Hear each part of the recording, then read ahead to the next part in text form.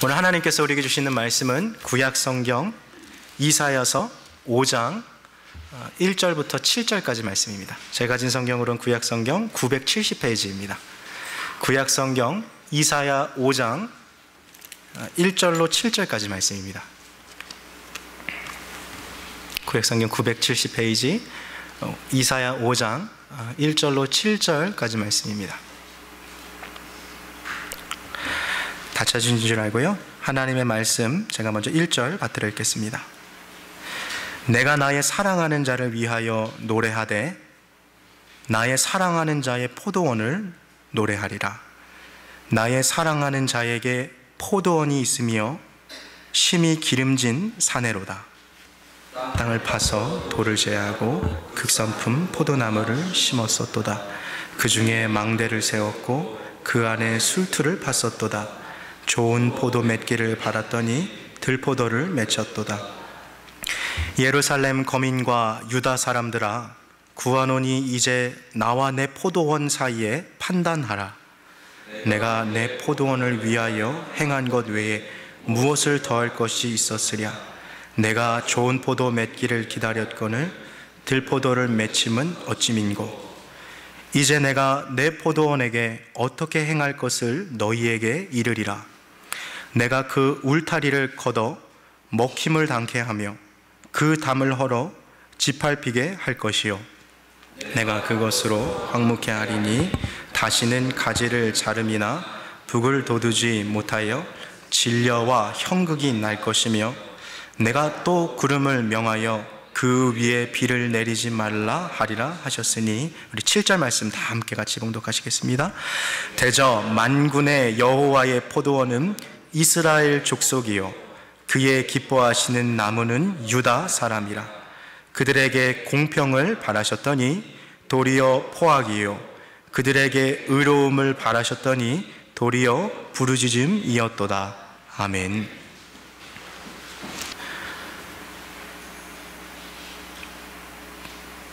사모하는 영혼에게 주님 만족을 주시고 줄인 자에게 좋은 것으로 채워주시는 우리 하나님께서 오늘 이 주일날 우리가 구하는 은혜를 베풀어 주시기를 간절히 간구합니다.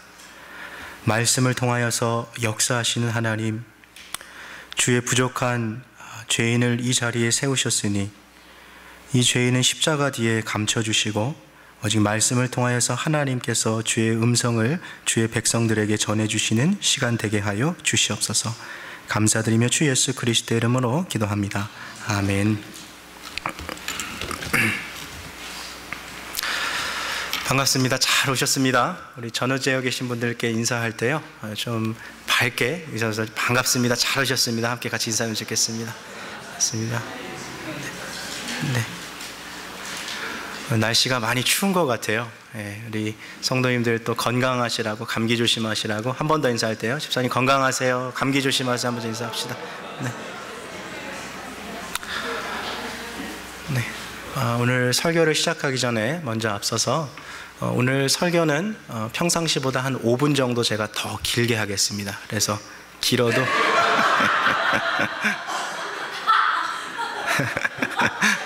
마음의 소리가 여기까지 들리네요. 네. 조금 더 길어도 양해해 주시기 바라요. 네.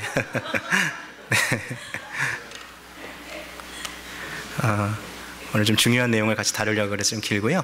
오늘 본문을 통해서 처음에 포도원의 놀이라는 첫 부분을 배우고, 두 번째는 죄에 대해서 함께 좀 다뤄볼 수 있는, 좀 심도 있게 다뤄보는 시간을 가지려고 합니다. 그래서 제가 평상시보다 좀 길게 해도 괜찮겠습니까? 네. 당사자는 대답을 안 하시고 다른 분들만 하시네요. 네. 그래요. 지난 2016년도 봄에 한국의 경상북도 김천에서 복숭아 농사를 짓고 있는 73살의 이종석이라는 이 할아버지가 한 묘목상에게 한 50만 원을 주고서 그 유명한 이 백천 황도 묘목을 50주 정도 샀습니다. 이 백천 황도는 맛도 좋지만 이 수확이 늦어져도요, 다른 품종에 대해서 이렇게 물어지는 그 속도가 좀 느려서 나이가 든 이 노 부부가 농사짓기에 딱 알맞은 이 품종인 거죠. 그래서 이 부부가 이 묘목을 사서요, 정말 애지중지 돌보았어요.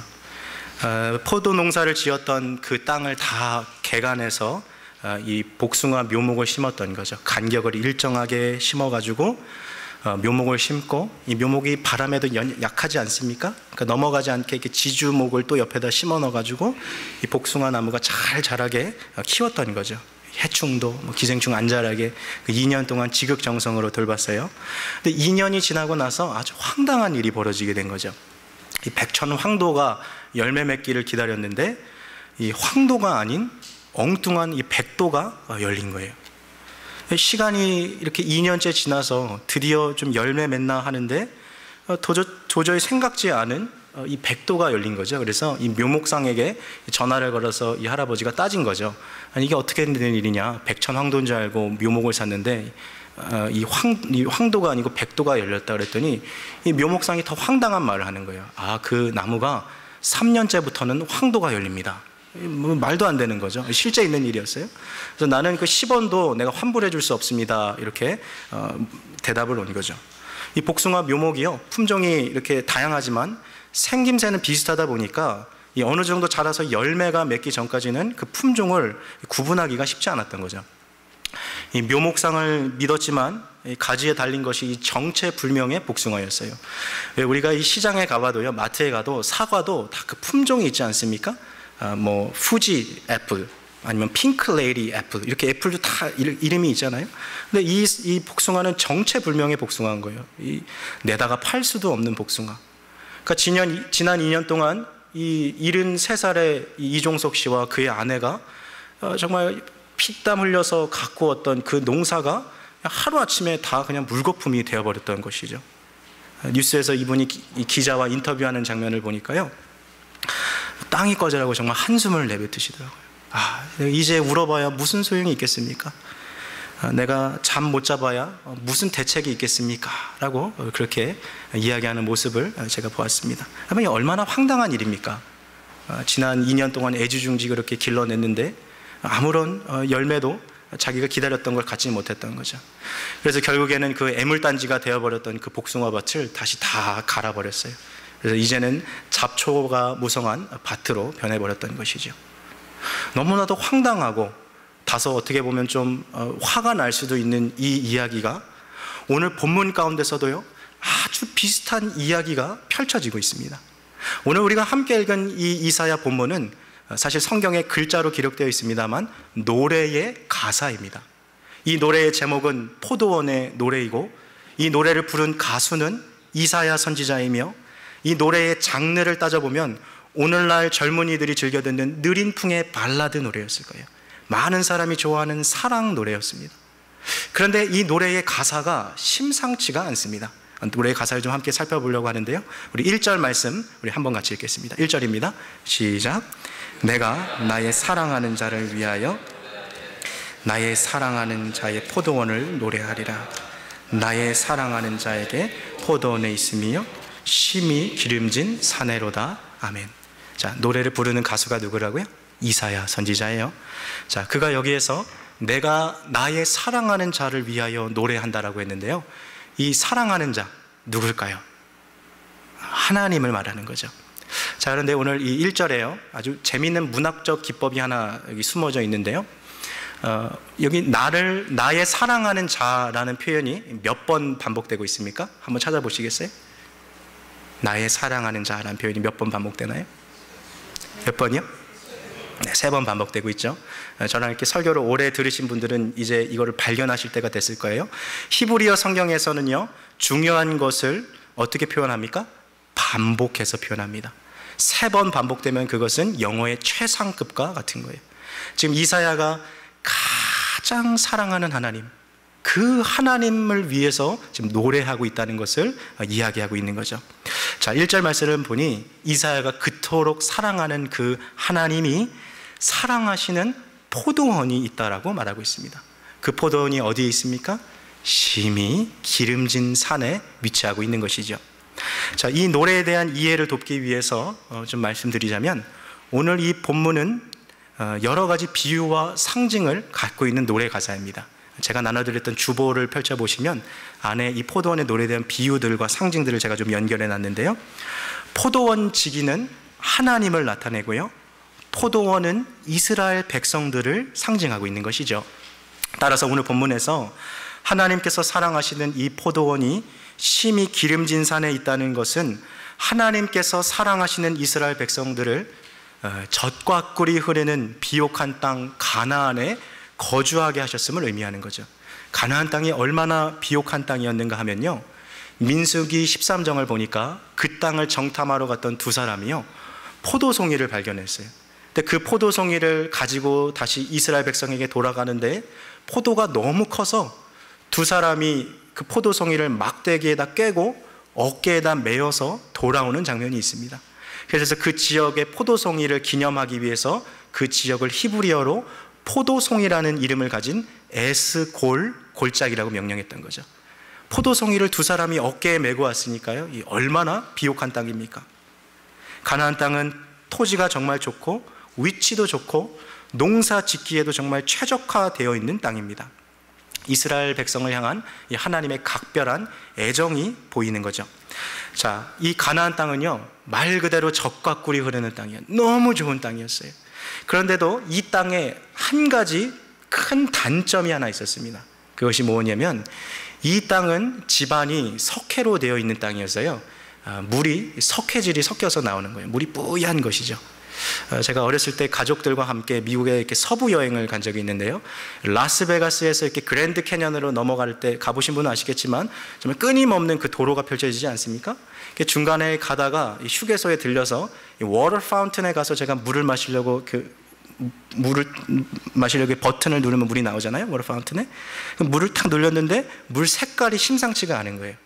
이 투명해야 되는 물이 마치 그 포카리 스웨트 물처럼 이렇게 뿌연 물이 나온 거죠. 그랜드 캐년 지대도 지반이 석회 지반이기 때문에 그 물 안에 이 석회질이 많이 섞여 있는 것이죠. 이런 물을 자주 마시면 어떠한 일이 몸에 일어납니까? 신장이 망가지는 거죠. 신장이 아주 큰 타격을 입습니다. 그러다 보니까 이 이스라엘 백성들도요, 이 당시 역사를 보면 신장이 망가진 사람들이 사실 이스라엘 백성들 가운데도 많이 있었어요. 그러나 2000년 전에 그들 가운데 무슨 정수 시스템이 있었겠습니까?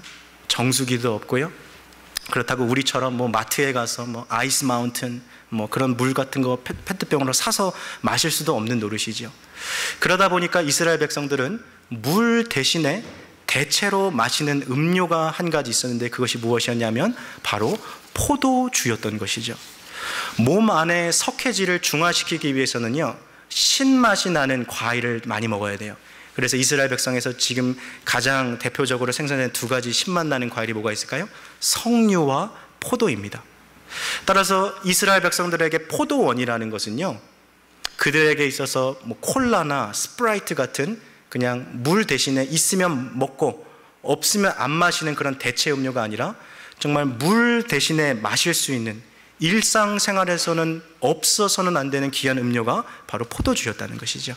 이렇게 생각해 보면 그들에게 포도원이 얼마나 중요한 재산인지를 우리가 감을 잡을 수 있는 것이죠. 자, 이러한 이해를 가지고서 다시 오늘 이사야의 노래로 돌아오겠습니다. 오늘 본문을 보니까 하나님께서 직접 포도원 지기, 포도원 농부가 되셔서 그 귀한 포도원을 관리하고 계신 모습을 우리가 보게 되는데요, 2절 말씀을 우리 한번 다시 같이 읽겠습니다. 본문 2절입니다. 함께 읽겠습니다. 시작. 땅을 파서 돌을 제하고 극상품 포도나무를 심었었도다. 그 중에 망대를 세웠고 그 안에 술투를 팠었도다. 좋은 포도 맺기를 바랐더니 들포도가 맺혔도다. 하나님은요, 정말 정성을 다해서 이 포도원을 가꾸어 주셨어요. 자, 어떤 걸 하셨습니까? 첫째 보니까요, 땅을 파시고 또 뭐 하세요? 돌을 제거하세요. 포도가 잘 자랄 수 있도록요, 이 딱딱하게 굳은 땅을 삽으로 이렇게 기경하는 거죠. 엎어주는 거죠, 흙을. 그리고 여기서 돌을 제거했다고 하는데요, 오늘 이것은 노래고 비유고 상징이라고 말씀드렸어요. 이 돌은 이스라엘 백성들을 괴롭히던 그 땅에 거하는 가나안 족속들을 하나님께서 제거해 주셨다는 거예요. 그리고 하나님께서 잡초도 다 뽑아주시고 좋은 포도가 맺을 수 있도록 최고급 포도 묘목을 하나님께서 심으셨던 거예요. 그리고 또 2절을 보니까 하나님께서 망대도 세우셨다라 되어 있는데요, 이 망대는 쉽게 말하면 워치타워, 더 쉽게 말하면 경비실 같은 거죠. 야생동물이 밤에 와서 이 포도나무를 이렇게 열매를 먹을 수도 있고, 도둑들이 들어와서 이 밭을 다 엉망으로 만들 수도 있으니까 아예 경비실까지 세워놓고서 이 포도원을 밤낮으로 관리했던 겁니다. 그리고 최고급 포도가 생산될 것을 기대하면서 이 포도즙을 짜는 최신 기계까지 들여다 놓으셨어요. 그러니까 하나님께서 관리하고 계신 이 포도원은요, The world's top quality 포도원, 세상 그 어디에서도 찾아보기 힘든 포도원인 그 최상의 관리 상태를 유지하고 있는 거죠. 자, 포도원의 주인은요, 이제 모든 준비를 마쳤습니다. 정성껏 나무를 돌보았고, 이제 포도나무가 좋은 포도 맺기만을 기다리고 있는 것입니다. 자, 드디어 시간이 흘렀어요. 포도나무에서 주렁주렁 열매가 열렸습니다. 그런데 이게 웬일입니까? 이 농부가 구슬땀을 흘려서 밤낮으로 수고하며 기대했던 그 포도가 상태가 이상한 것이죠. 자, 2절 말씀 다시 한번 보시겠습니까? 땅을 파서 돌을 제하고 극상품 포도나무를 심었었도다. 그 중에 망대를 세웠고 그 안에 술두를 팠었도다. 자, 그 다음 한번 눈여겨보시겠습니까? 좋은 포도를 맺기를 바랐더니 무슨 포도를 맺었어요? 들포도. 이게 한글 성경으로 이렇게 읽으면요, 이게 감이 잘 안 잡혀요. 들포도가 뭔가 하는데, 영어 성경에는 이게 뭐라고 써 있냐면요, junk grapes라고 되어 있어요. 쓰레기 포도. 상품 가치가 전혀 없는 그런 포도를 맺었다는 거예요. 또 다른 영어 성경에는요, bitter grapes라고 되어 있어요. 여러분, 포도는 단맛으로 먹는 과일이지 않습니까? 근데 이거 쓴맛이 나는 거예요. 어디 내다 팔지도 못하고 내가 먹을 수도 없는 그 포도예요. 히브리어 원어 성경에 보니까 들포도가 이렇게 나와 있습니다. 코에 악취를 찌르는 그런 포도라고. 여러분, 우리 주부분들은 아마 이런 경험해 보신 적이 있을 거예요. 집에요, 귀한 손님이 찾아온다 그래서요, 시간을 내서 바쁜데 마트 가서요, 과일을 샀어요. 평상시에 잘 안 먹는 비싼 과일을 이렇게 딱 사가지고 집에 가지고 와서요, 예쁘게 껍질 깎고 모양 내가지고 손님한테 딱 내놨어요. 근데 주인인 내가 먹어봐도 과일이 너무 맛이 없는 거예요. 손님에게요, 이게 좀 부끄럽고요, 미안한 마음도 들고, 더 심하면 내가 좀 이렇게 민망하기까지 하더라고요. 얼마나 좀 싫습니까? 과일이 맛이 없으면. 근데 오늘 포도원의 주인 되시는 하나님의 마음은 여러분 어떻게 했어요?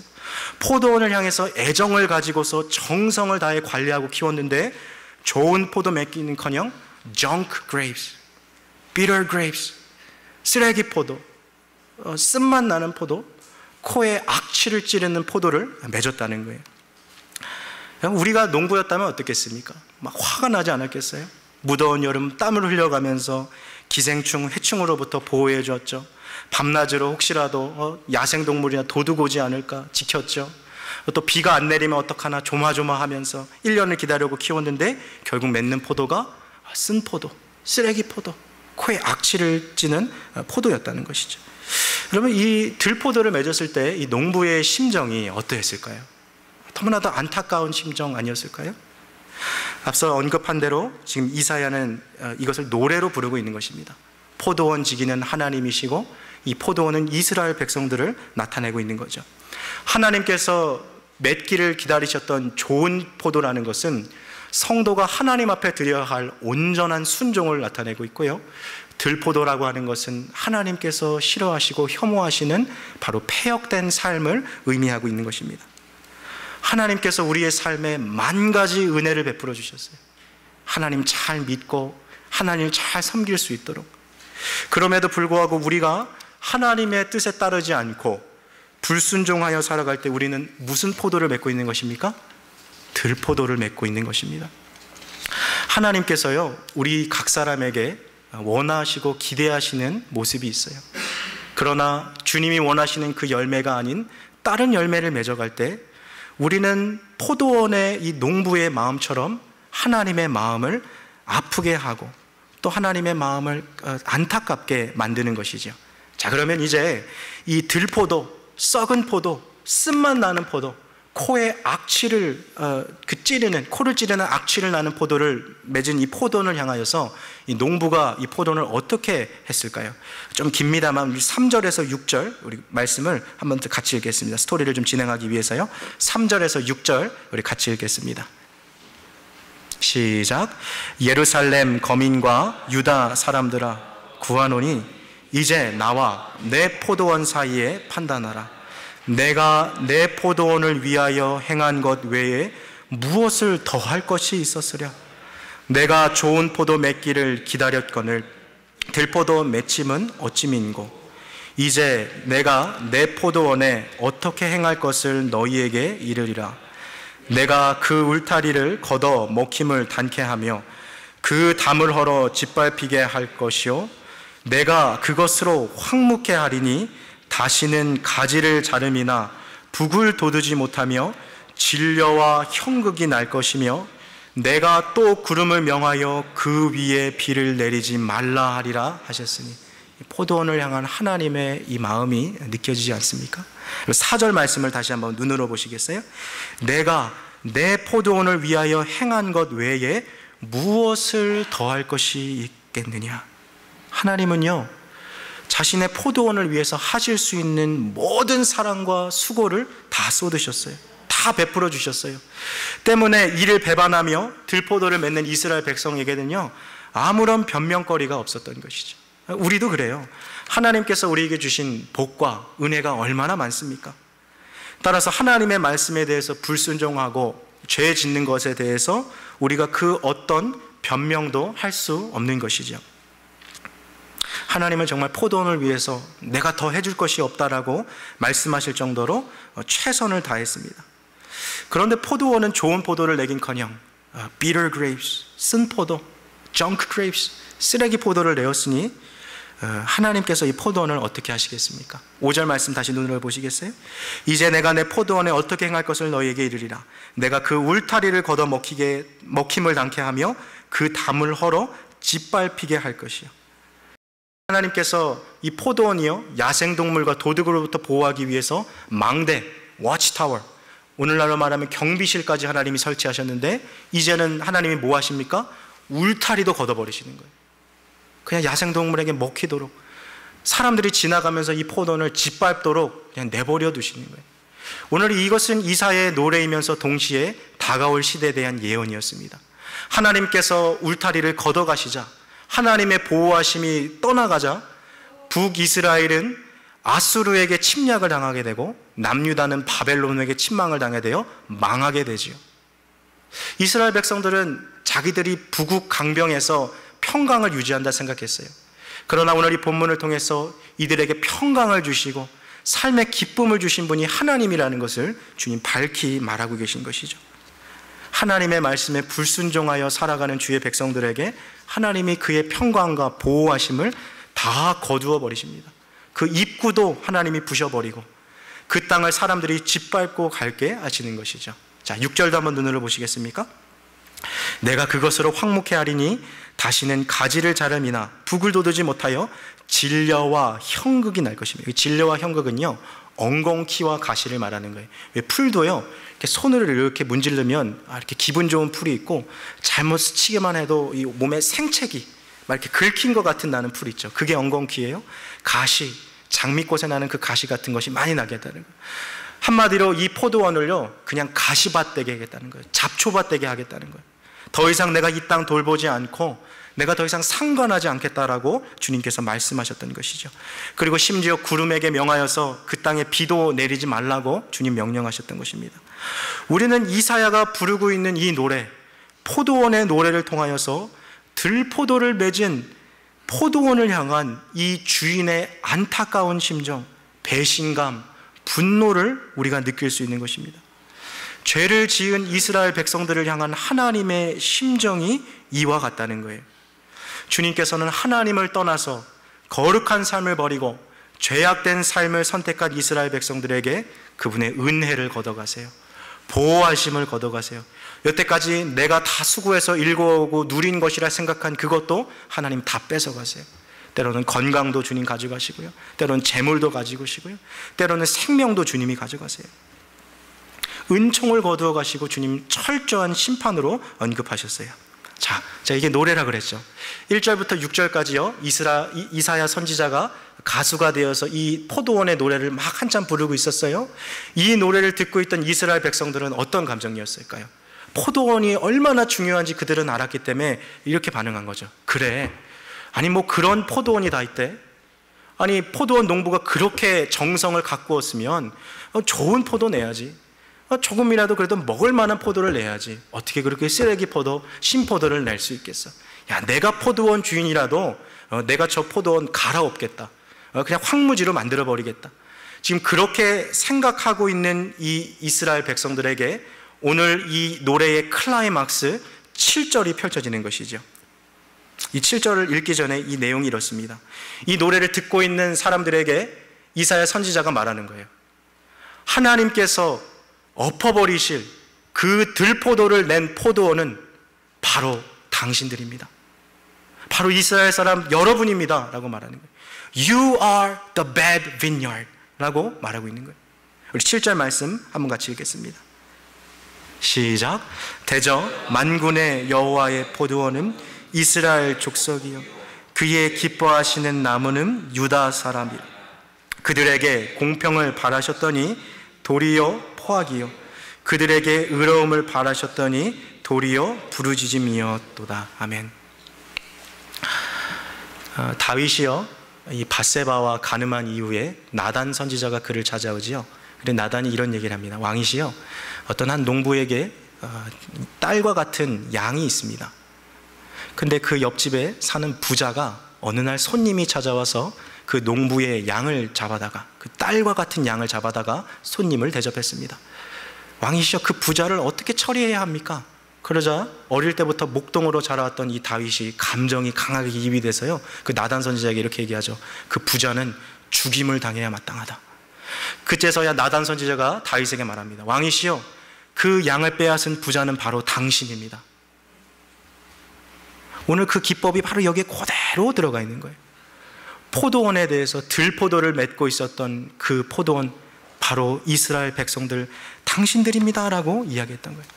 하나님께서 정의의 열매, 공의의 열매, 하나님의 순종의 열매를 맺길 원하셨는데 이들은 오히려 포악의 열매, 이거는요 싸우고 다투고 서로 치고받고 서로 죽이고 죄악의 열매를 맺는다라는 것입니다. 이사야 선지자가 부른 이 포도원의 노래는 구약시대의 이스라엘 백성들만을 향한 노래가 아닙니다. 바로 오늘날을 살아가는 저와 우리 모든 사람들을 위해서 들려지는 하나님의 노래라는 거예요. 하나님은 정말 애정어린 마음으로 우리들을 밤낮으로 돌보아 주셨어요. 포도원 농부가 포도원을 위해서 더 이상 해줄 수 있는 것이 없다고 고백한 것처럼 하나님께서 우리의 삶에 넘치는 은혜를 부어주셨어요. 그리고 하나님은 우리가 거룩한 삶의 열매를 맺기를 기다리고 계셨습니다. 그러나 우리들은 이스라엘 백성들과 같이 이 들포도의 열매를 맺었다는 것입니다. 자, 그렇다면 이 노래를 부르고 있는 이사야 선지자의 목적은 무엇일까요? 왜 하나님께서 우리에게 이 포도원의 노래를 들려주시고 계신 것일까요? 하나님의 진정한 마음은 무엇일까요? 바로 진심으로 죄에서 회개하고 돌아오라는 거예요. 들포도와 같이 악취나는 죄악의 삶에서 돌이키고 최상급 포도 열매와 같은 거룩한 삶을 맺으라는 것입니다. 바로 여기서부터 오늘 이 본문의 내용이 우리가 지난 2주 동안, 오늘까지 합치면 3주 동안 살펴봤던 경건에 이르기를 힘쓰라는 내용과 연결이 되는 거예요. 자, 이제 정도 되면 경건이 뭔지에 대해서 대답하실 수 있으실 겁니다. 경건이란 우리의 마음 가운데 있는 세 가지 태도로 제가 구성된다고 말씀드렸어요. 기억나십니까? 어떤 태도입니까? 첫 번째로 하나님을 향한 뭐예요? 경외심. 두 번째 하나님을 향한 뭐예요? 사랑. 세 번째 하나님을 향한 뭡니까? 갈망. Fear of God, love for God, desire for God. 하나님을 향한 경외심, 하나님을 향한 사랑, 하나님을 향한 갈망으로 이 세 가지 태도로 우리의 삶에 참된 경건이 결정된다 그랬어요. 그리고 우리는 지난주에 이러한 경건의 삶을 우리의 삶에서 실제적으로 살아가기 위해서 말씀과 함께 동행함을 통해 주님과 동행함을 배웠습니다.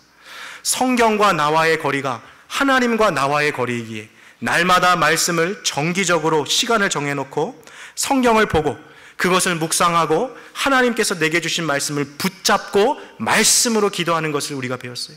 성경책을 펼칠 때 하나님의 음성이 들리기 시작하며 내 삶을 향한 주님의 뜻과 하나님의 인도하심을 발견할 수 있다는 것을 배웠습니다. 그러나 우리가 경건한 삶을 살아가기 위해서 또 다른 삶의 한 가지 요소가 필요한데 그것이 바로 죄를 죽이는 것입니다. 자, 그렇다면 우리가 들포도와 같은 이 죄를 어떻게 죽일 수 있을까요? 오늘 이 두 번째 파트, 죄를 죽이기 위한 방법에 대해서 함께 나눠볼 텐데요. 설교 노트를 참고하시고요. 세 가지 단계로 구성되는데요. 이거는 제가 정리한 것이 아니라 17세기 청교도의 황태자라고 불러뒀던 청교도 신학자 중에 가장 뛰어난 신학자라 일컬어지는 영국의 존 오웬이라는 사람이 쓴 죄 죽이기라는 책에서 나온 내용입니다. Mortification of Sin. 한번 꼭 읽어보세요. 명서고요. 불후의 작품이에요. 죄에 대해서 이렇게 고민하고 연구한 사람이 또 있을까 싶어요. 그 존 오웬의 책 죄 죽이기에서 정리한 내용을 세 가지로, 죄를 죽이기 위한 세 가지 전략을 볼 텐데요. 동사만 따로 띄어서요 이렇게 정리할 수 있을 것 같아요. 저를 한번 따라해 보시겠습니까?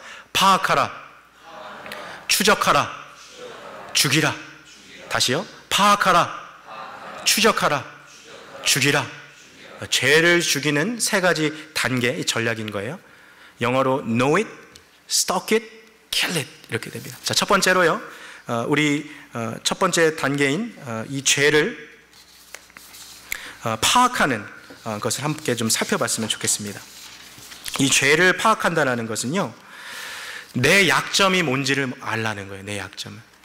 우리 모든 그리스도인들은요 다 유혹을 받고 살아가고 있지만 똑같은 유혹을 받고 살아가는 것은 아닙니다.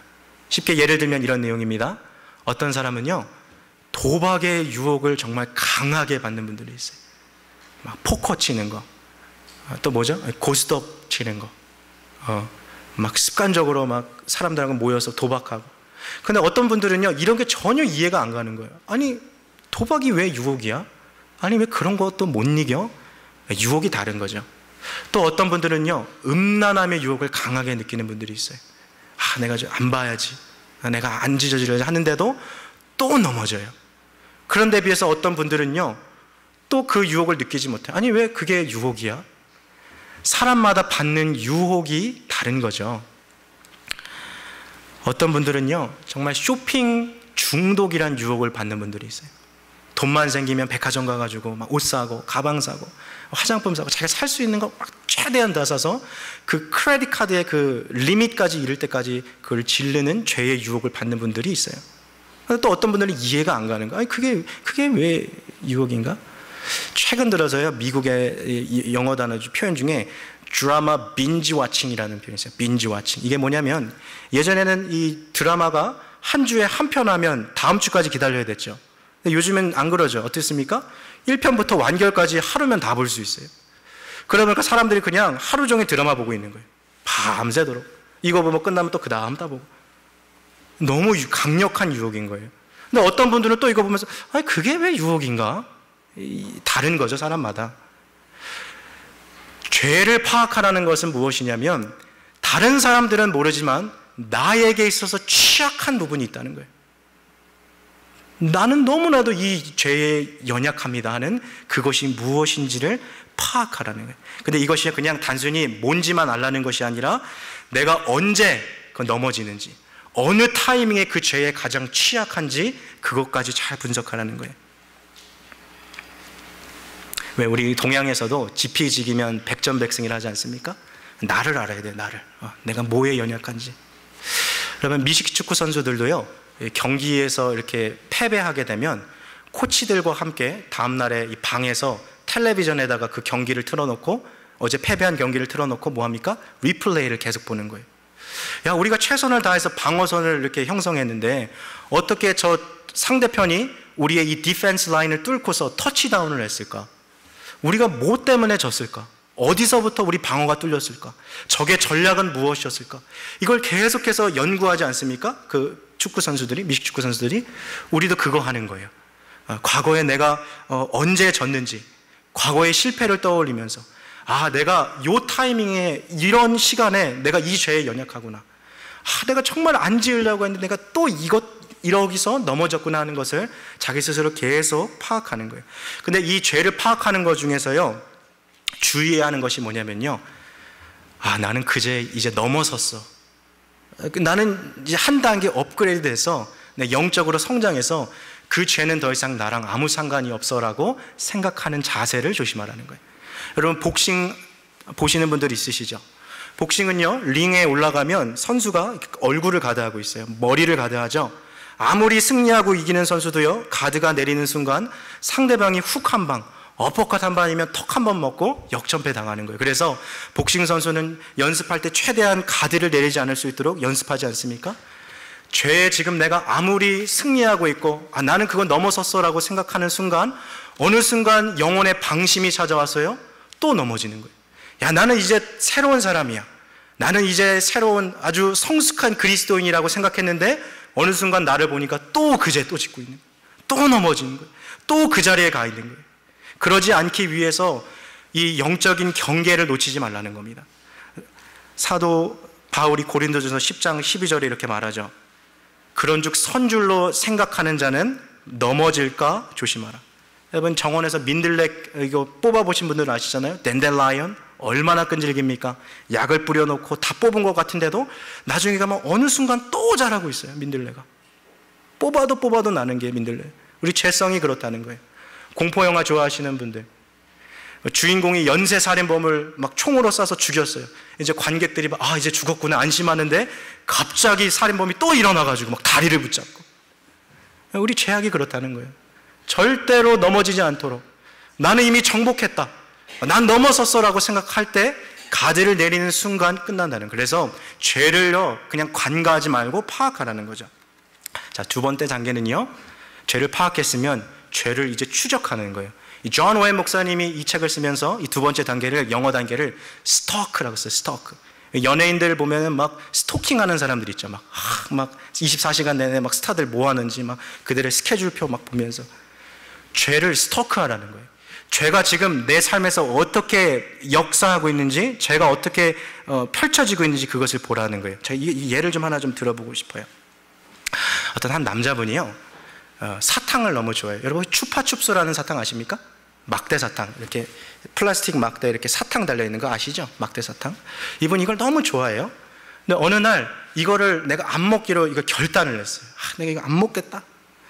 근데 하루는 집에 이렇게 퇴근하고 돌아왔는데 그 식탁 위에 추파춥스가 하나 딱 놓여있는 거예요.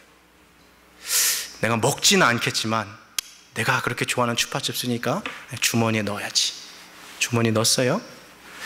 그리고 또 주머니에 있다 보니까 이렇게 손에 만져지지 않습니까? 그래서 추파춥스를 꺼냈어요. 내가 정말 좋아하는 추파춥스. 안 먹기로 결단했으니까 나 보고만 있어야지. 근데 이게 무슨 맛일까? 이 껍질을 까는 거예요. 껍질을 싹 깠어요. 보고 있어요. 이 맛을 알잖아요. 내가 한 번만 핥아봐야지. 마셨어요. 어떻게 됩니까? 끝까지 다 먹는 거예요. 제가 무슨 말 하는지 다 아시죠? 죄라는 것은요, 단계를 밟고 있어요. 우리도 지금 죄가 어떻게 형성되고 있는지, 내가 죄를 짓기 위해서 어떠한 과정으로 지금 나아가고 있는지 우리 스스로 그거를 계속 추적하라는 거예요. 스토크하라는 거예요. 추적하라는 거예요. 아, 지금 내가 죄 지으려고 단계로 지금 막 이거를 만들어가고 있구나, 그걸 잡으라는 거예요. 영어 표현 중에요, The faster the train goes, it's harder to stop 이란 맛이 있어요. 기차가 빨리 갈수록 기차는 멈추기 힘들어요. 그래서 어떻게 하다고요? 초반에 멈추는 거예요. 불이 커졌을 때 불을 잡는 것이 아니라 조그만 불 쉴 때 그거 잡으라는 거예요. 여러분, 화약은요, 건파우더, 화약은 아무리 시간이 오래 지나가고 10년이 지나고 100년이 지나도요, 소금이나 설탕으로 바뀌지 않습니다. 화약은 화약이에요. 그래서 그 화약에 조그만 불씨라도 닿는 순간 펑 터져버리는 거예요. 우리 안에 있는 죄성은 화약과도 같습니다. 내가 지금 죄를 넘어섰다고 생각할 수 있지만 유혹의 조그만 불씨가 우리의 화약과도 같은 죄성에 닿는 순간 터져버리는 거예요. 넘어지고 마는 거예요. 그래서 이 죄를요, 계속 추적하는 거예요. sin's trajectory, 죄가 어떻게 가고 있는지 계속 보고 있는 거. 그리고 이 죄를 내가 지었을 때 나중에 이 죄의 결과를 미리 그려보는 거죠. 내가 지금 저 아무개 집사님이 너무 미워요. 그냥 말하는 것도 밉고 행동하는 거 그냥 꼴도 보기 싫은 분이 있어요. 자, 그런데 이 죄를 짓고 있을 때 이 죄의 결과를 그려보는 거예요. 아, 이렇게 하는 것이 결국엔 내 영혼을 망가뜨리고 교회의 이 하나됨을 망가뜨리고, 내가 지금 음란함의 죄가 있어요. 내가 이걸 지으면 이게 어떻게 되겠습니까? 가정의 사람 가운데 친밀함이 깨져요. 하나님과의 친밀함이 깨져요. 이 죄를 계속 추적하는 거예요. 어떻게 갈지. 자, 죄를 죽이는 두 번째 단계까지 왔습니다. 첫 번째 단계가 뭐였습니까? 죄를 파악하는 거. 두 번째 뭡니까? 죄를 추적하는 거. 자, 마지막 단계가 바로 죄를 죽이는 단계예요. 죄를 죽이는 단계. 여러분, 우리 습관적으로 우리가 짓는 죄들이 있을 거예요. 아까 앞서 말씀드렸던 것처럼 사람마다 유혹받는 그 영역이 다르거든요.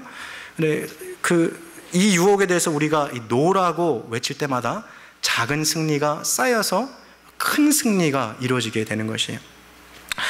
습관적으로 저지르는 죄를 악화시키기 위해서 죄를 십자가에 못 박아야 하는 것이죠. 갈라디아서 5장 24절 말씀 제가 한번 읽어보겠습니다. 그리스도 예수의 사람들은 육체와 함께 그 정과 욕심을 십자가에 못 박았느니라. 여러분, 죄를 어떻게 죽이시겠어요? 내 의지적인 결단으로요? 내 계획으로요? 죄 절대 죽지 않습니다. 그럼 죄를 어떻게 죽입니까? 총으로 쏴서 죽입니까? 죄를 칼로 찔러서 죽입니까? 청소기로 빨아들여서 죄를 죽이실 거예요? 아니에요. 죄는요, 성령의 은혜로 십자가에 못 박아서 죽이는 거예요. 자, 그런데 이러한 말씀을 나눴을 때 우리의 그리스도인 가운데서 이 어떤 정체성의 혼란을 겪는 분들이 있어요. 이것을 제가 좀 실례로 들어보면, 제가 한국에서 청년부를 사역할 때 어떤 한 남자 청년이 저한테 와서 이런 얘기를 하더라고요. 제가 그 당시 전도사님이었으니까, 전도사님, 제가요 정말로 제가 야한 거 안 보려고 제가 결단했거든요. 제가 하나님 앞에 진짜 더 이상 안 보겠다고 제가 약속했거든요. 근데 전도사님, 저 또 넘어졌어요. 근데 지금 그게 문제가 아니고, 전도사님, 제가 이게 너무 고민이에요. 이 갈라디아서 2장 20절을 보면 이런 말씀이 있지 않습니까? 내가 그리스도와 함께 십자가에 못 박혔나니 그런즉 이제는 내가 산 것이 아니요 오직 내 안에 그리스도께서 사신 것이라. 이제 내가 육체 가운데 사는 것은 나를 사랑하사 나를 위하여 자기 몸을 버리신 하나님의 아들을 믿는 믿음 안에서 사는 것이라. 전도사님, 저는요 그리스도인이라고 저를 스스로 생각했어요. 나는 내 육체를 그리스도와 함께 십자가에 못 박았다고 나는 생각했어요. 그런데도 여전히 내 안에서 일어나고 있는 이 죄는 내가 어떻게 설명하겠습니까? 그 고민이었던 거예요. 천사님, 나는 그리스도인이 아닌가 봐요. 나는 어쩌면 구원받지 못한 사람인가 봐요. 나는 어쩌면 하나님의 백성이 아닌가 봐요. 이 그리스도인의 정체성의 고민이 오르는 거예요. 죄를 아무리 싸워도 이기지를 못한다고 생각하니까. 그럼 혹시 과거에 이러한 이 똑같은 고민에 빠져 계신 분 있으세요? 혹시 지금 이 비슷한 고민을 하고 계신 분 계십니까? 앞으로 이 고민을 하신 분들, 이것을 위해서 한번 이런 얘기를 드리고 싶어요. 여러분, 처형대 중에 단두대라는 처형대 혹시 아십니까? 날카로운 칼로 이렇게 사람이 목을 내밀고 있으면 싹 하고 싹둑 잘라내는 그런 처형대 아시죠? 단두대. 혹은 이렇게 목으로 메어서 죽는, 영어로 린치라고 뭐 그렇게 얘기도 하는데요. 목에다 줄을 해서 죽는. 근데 이 십자가는요, 단숨에 죽는 것이 아니에요. 우리 예수님도 십자가에 달려 돌아가셨을 때요, 오전 9시에 달려서 돌아가셨는데 바로 죽은 것이 아니라 오후 3시, 무려 6시간 동안 주님께서 달려주고 있었어요. 십자가의 죽음이란 급작스러운 죽음이 아니라 서서히 죽어가는 죽음을 말하는 거예요. 우리가 죄와 우리와 육체를, 우리의 욕망을 그리스도와 함께 십자가에 못 박았다 했을 때 죄는 이미 죽은 것입니다. 그러나 이 죄는 급작스럽게 죽는 것이 아니라 어떻게 죽어가요? 우리의 평생의 성화의 과정을 통해 서서히 죽어가고 있는 거예요. 제가 다시 말씀드리겠어요. 죄는 이미 죽은 것입니다. 아멘으로 한번 해보시겠어요? 죄는 이미 죽은 것입니다. 죄는 이미 죽었어요. 십자가에서 이미 예수 그리스도께서 우리를 위해서 죄를 위해 돌아가셨을 때 죄는 이미 패배한 거예요. 자, 그런데 그런 스포츠 경기가 있더라고요. 이미 다 이긴 경기예요. 복싱으로 따지면 이미 판정승 난 거나 다름없어요. 내가 다 이긴 거예요. 그러나 이 라운드가 끝날 때까지 상대편이 때려서 맞으면 아프더라고요. 피 나더라고요. 멍 들더라고요. 그러나 이긴 거예요. 끝까지 버티고 싸우고 넘어지지 않고 견디고 이 라운드가 끝날 때까지 있으면 이긴 거라는 거예요. 오늘 혹시 이 자리에 앉아 계신 분들 가운데 죄악의 문제에 그냥 걸려 넘어져가지고, 야, 나는 진짜 이제 더 이상 신앙생활 못하겠다. 겉으로는 오늘 교회 나와서 앉아 계시지만 이 죄악의 문제 때문에 하나님하고 완전히 막혀버렸고, 기도가 안 되시고 말씀 앞으로도 못 나가시는 분들 있을지도 모르겠어요. 죄 유혹에 또 넘어져서. 오늘 그런 분들에게요, 7전 8기의 신앙의 자세를 가지라고 얘기 드리고 싶어요. 여러분, 7번 넘어지셨어요? 8번 일어나면 돼요. 여러분, 7번 실패하셨습니까? 8번째 기회가 있어요. 아니에요, 목사님. 내가 어떤 죄를 졌는지 목사님 모르잖아요. 목사님, 나 같은 사람은요, 절대로 용서 못 받을 거예요. 그러나 하나님 아버지께서는 죄인의 괴수 같은 몬스터, 스스로를 향해서 몬스터라고 말했던 그 죄인을 하나님께서는 지금도 그의 죄를 회개하고 돌아오면 주님께서 넓은 품으로 안아주신다는 것, 이것이 바로 성경에서 우리에게 가르쳐주는 가스포, 복음 아닙니까? 좋은 소식이에요. 좋은 소식. 왜요? 지금이라도 주님께 돌아오면 하나님께서 용서해 주신다는 거예요. 7번 넘어지셨어요? 또 일어나시면 돼요. 죄에 또 넘어지셨습니까? 또 다시 주님 앞으로 달려가면 돼요. 하나님, 나 또 넘어졌어요. 하나님, 나 또 죄를 지었어요. 하나님 앞에 달려가십시오. 나아가십시오. 혹시 오늘 이 자리에 계신 분들 가운데 그런 분들이 있을지 모르겠어요. 그런 분들에게요, 제가 오늘 이 말씀을 좀 은혜로 좀 드렸으면 좋겠습니다. 유조 집사님 화면 쭉 넘기시면요, 미가야 7장 8절 9절 말씀이 있거든요. 성경책 가신 분들 펼치셔서요, 밑줄 긁으시고요, 별표 긁으시고요, 동그라미 치시고요. 이 구절은 너무나도 강력한 구절입니다. 죄 가운데서 우리가 나올 수 있는 미가에서 7장 8절에서 9절 말씀, 우리 다 같이 한 목소리로 같이 읽겠습니다. 7장 8절 9절입니다. 시작. 나의 대적이여, 나로 인하여 기뻐하지 말지어다. 나는 엎드러질지라도 일어날 것이요, 엎드려 앉아있을지라도 여호와께서 나의 빛이 되실 것이미로다. 내가 여호와께 범죄하였으니 주께서 나를 위하여 심판하사 신원하시기까지는 그의 노를 당하려니나 주께서 나를 인도하사 광명에 이르게 하시리니 내가 그의 의를 보리로다. 아멘. 자, 8절 말씀을 한번 들어보십니까? 나의 대적이요, 사단아, 너 나로 인해서 기뻐하지 말아라. 내가 죄를 졌다고, 내가 지금 넘어졌다고, 내가 너의 유혹에 굴복했다고 너 기뻐하지 말아라. 왜요? 내가 비록 지금 죄로 인해서 엎드려져 있을지라도 나는 다시 일어날 것이다. 내 영혼이 비록 어두운 가운데 앉아 있을지라도 여호와께서 나의 빛이 되실 것이다. 9절로 넘어갑시다. 내가 여호와께 범죄하였으니 주께서 나를 위하여 심판하사 그 죄의 값을 다 갚으실 때까지는 내가 그의 진노를 당하려니와 결국에 주께서 나를 인도하사 그 놀라운 광명의 빛에 나를 이끄시리니 내가 그의 의를 보리로다. 아멘. 7전 8기의 신앙이에요. 7전 8기의 신앙. 죄 지었어도 다시 일어나는 거예요. 하나님 앞으로 다시 또 나아가는 거예요. 어떤 사람은 이러더라고요. 아니, 그 청년이 제게 와서 그랬어요. 전도사님, 저 못 이기겠어요. 저 정말 안 지으려고 했거든요. 저 다시는 안 넘어지려고 그랬거든요. 근데 전도사님, 저 못 이기겠어요. 말하는 거예요. 저는 이런 말씀을 드리고 싶어요. 우리 안에 누가 계십니까? 우리 안에 계신 분은 어떤 분이십니까? 우리 안에 함께 하시는 성령은 하나님이십니다. 하나님이 싸워서 이기지 못할 상대가 누가 있겠어요? 여러분, 죄는요, 내 의지로 싸우는 것 아니에요. 내 결단으로 싸우는 거 아니에요. 죄는 성령의 은혜를 힘입어서 십자가에 못 박는 것이 바로 죄 죽이는 거예요. 저를 한번 따라 보시겠습니까? 우리가 하나님과 평화를 누리고 있다면 우리는 죄와 전쟁 중입니다. 그러나 우리가 죄와 평화를 누리고 있다면 우리는 하나님과 전쟁 중인 것입니다. 제가 다시 한번 읽어드릴게요.